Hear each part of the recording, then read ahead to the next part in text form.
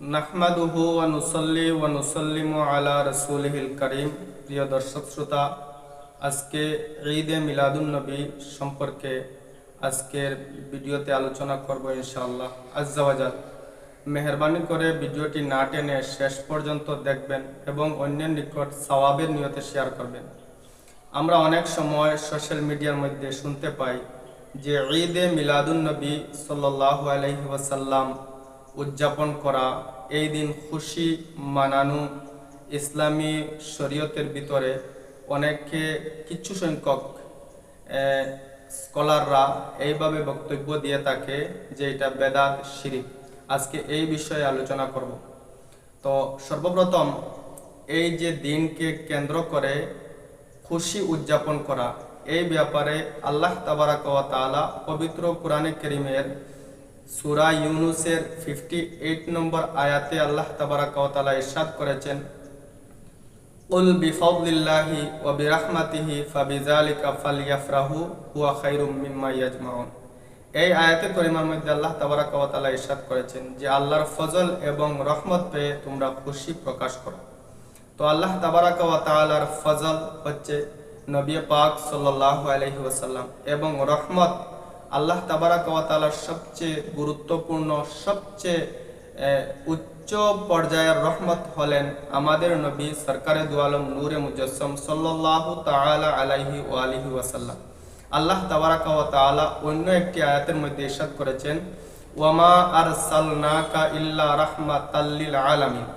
হে নবী পাক সাল্লাল্লাহু আলাইহি ওয়াসাল্লাম, আমি আপনাকে গোটা মানব জাতির জন্য, সমস্ত জগতের জন্য আমি আপনাকে রহমত হিসাবে প্রেরণ করেছি।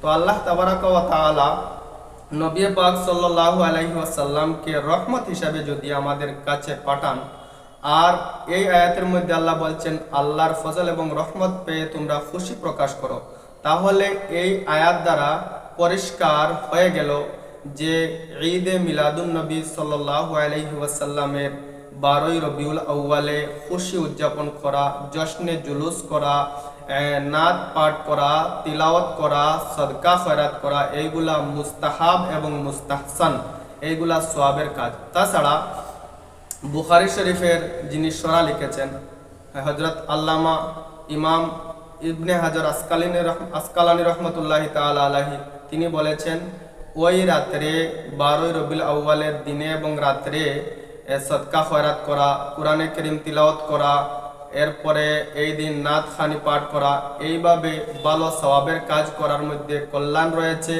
এবং যারা এই রাত ইবাদত করবে আল্লাহ তাবারাক ওয়া তাআলা তাদেরকে দুজখের আগুন থেকে মুক্তি দান করবে। তাহলে বোঝা গেল, আইম্মায়ে কেরামদের কৌল থেকেও পরিষ্কার হয়ে গেল। তাছাড়া আল্লাহর হাবিব সাল্লাল্লাহু আলাইহি ওয়াসাল্লাম প্রতি সোমবারে রোজা রাখতেন। সাহাবায়ে কেরাম আলাইহিমুর রিদওয়ানগণ জিজ্ঞাসা করলেন, ইয়া রাসূলুল্লাহ, ওই দিন আপনি কেন রোজা রাখেন? তখন আল্লাহর হাবিব সাল্লাল্লাহু আলাইহি ওয়াসাল্লাম ইরশাদ করেছেন, ওই দিন আমি দুনিয়ার মধ্যে এসেছি এবং ওই দিন আমার উপরে ওয়াহি নাজিল হয়েছে, অর্থাৎ কোরআনে কারীম আল্লাহ তাবারাক ওয়া তাআলা অবতীর্ণ করেছেন। তাই এই সমস্ত আয়াত এবং হাদিস দ্বারা প্রমাণ হয়ে গেল যে ঈদে মিলাদুন নবীর খুশি উদযাপন করা মুস্তাহাব, মুস্তাহসান এবং আমাদের নবী সাল্লাল্লাহু আলাইহি ওয়াসাল্লামের সুন্নাত।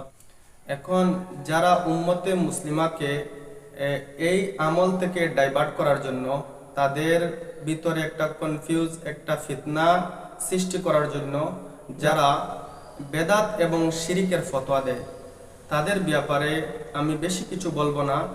আমার আকা আলা হযরত মুজাদ্দিদে দ্বীন ও মিল্লত আশ-শাহ ইমাম আহমদ রেজা রহমতুল্লাহি তাআলা আলাইহি ইরশাদ করেছেন, নেসার তেরি চহল পহল পর হাজারো ঈদে রবিউল আউয়াল সিওয়ায় ইবলিস के जहां में सभी तो खुशियां मना रहे हैं। এই শেরের মাধ্যমে আলা হযরত বলেছেন, ইবলিস ব্যতীত এবং ইবলিসের পেরোকার ফলোয়ার্স ব্যতীত এই অল ওভার ওয়ার্ল্ডের মধ্যে সব জায়গার মধ্যে ঈদে মিলাদুন নবী সাল্লাল্লাহু আলাইহি ওয়াসাল্লাম উদযাপন করা হচ্ছে, এই দিন খুশি মানানো হচ্ছে। 12ই রবিউল আউয়াল নবী পাক সাল্লাল্লাহু আলাইহি ওয়াসাল্লামের জন্মের দিন সবচেয়ে বেশি নারাজ হয়েছিল ইবলিস। ইবলিস নারাজ হয়ে জবলে আবু কুবাইসের মধ্যে গিয়ে সেই জায়গার মধ্যে সে আফসোস প্রকাশ করতেছে।